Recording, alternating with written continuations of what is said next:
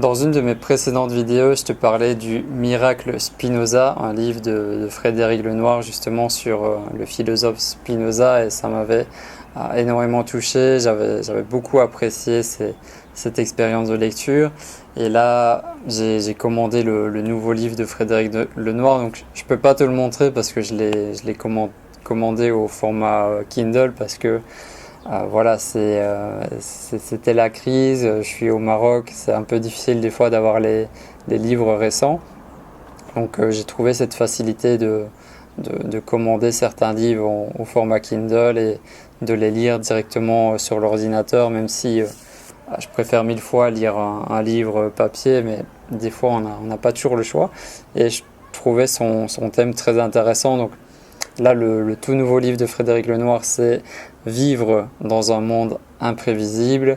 Et de quoi parle ce livre? Comme tu as vu dans le titre, il parle justement le fait de vivre dans une période où tout est imprévisible, et il nous raconte qu'est-ce qui s'est passé avec le coronavirus, qu'est-ce que ça a fait remonter au niveau humanité. Donc, c'est un livre super intéressant, je l'ai lu en quelques jours, il est assez court et intense. Comme pour chaque livre de Frédéric Lenoir, j'ai énormément apprécié parce que voilà, il a une grande expérience, il a un chemin de vie qui est le sien, il a des très très grandes références à tous les grands philosophes de notre humanité. Donc c'est toujours passionnant de lire un livre de Frédéric Lenoir parce que voilà, il y a toutes ces références philosophiques et en même temps son avis à lui sur la situation. Donc, globalement, ça reste assez concentré sur la crise, sur le coronavirus et sur comment est-ce que l'humain réussit à s'adapter en temps de crise. Donc vraiment un ouvrage très intéressant. Le but de cette vidéo, c'est pas de te faire un résumé détaillé de chaque chapitre, mais plutôt de te partager mon coup de cœur de cette semaine niveau lecture, et peut-être que ça va t'intéresser aussi de le lire, parce que pour moi, Frédéric Lenoir, il fait partie de mes auteurs préférés.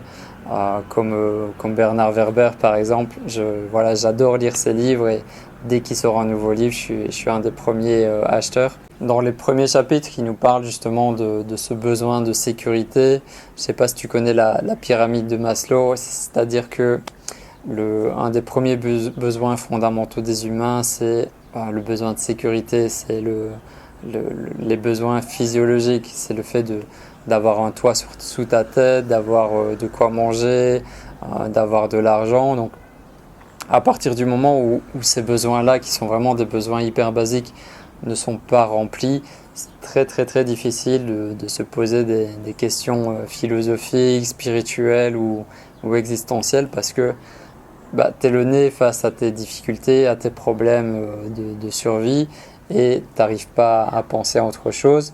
Maintenant, on peut voir que dans certaines situations, même si tu es en train de vivre l'imprévu, même si tu es en grande difficulté, ça peut être aussi une voie ou un nouveau chemin vers autre chose, vers un changement, vers une adaptation, vers une nouvelle vie en fait.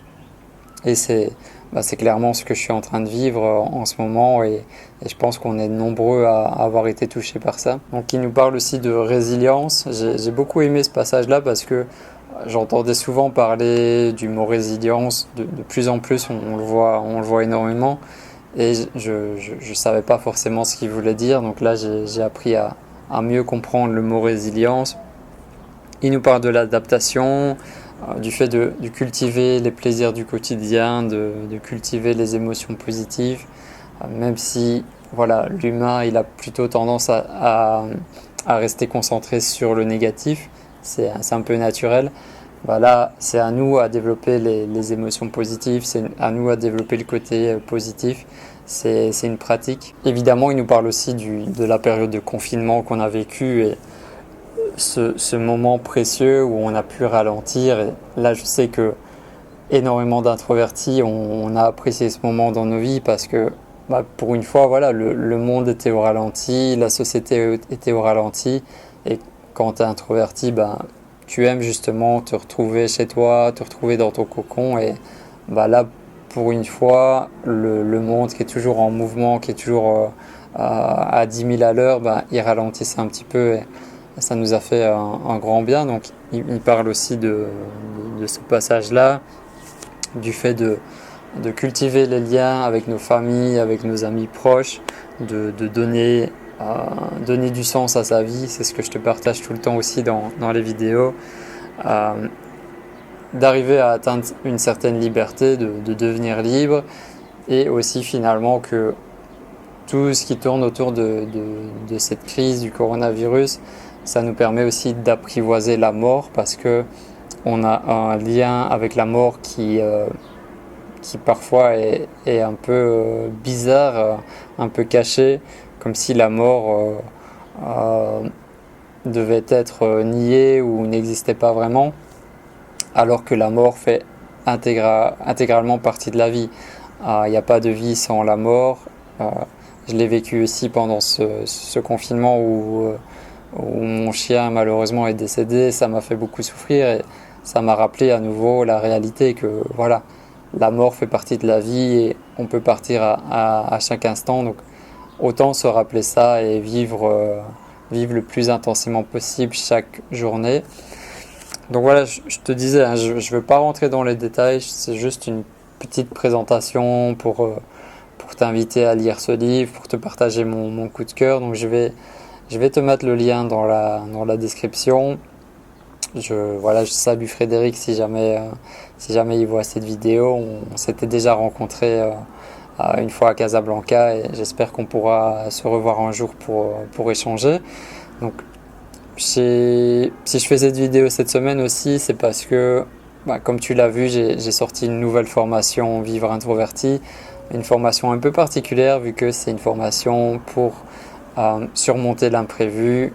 On est en plein dans le thème là, donc je te partage vraiment les clés les plus essentielles pour surmonter l'inconnu, surmonter l'imprévisible. Si tu as envie d'aller plus loin là-dessus, je te mets aussi le lien dans la description de la vidéo. On pourra démarrer ça ensemble. Voilà, j'espère que tu as apprécié toutes les vidéos que j'ai sorties cette semaine sur ce thème-là.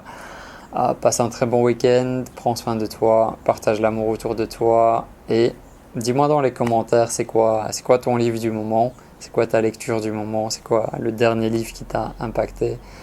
À très vite.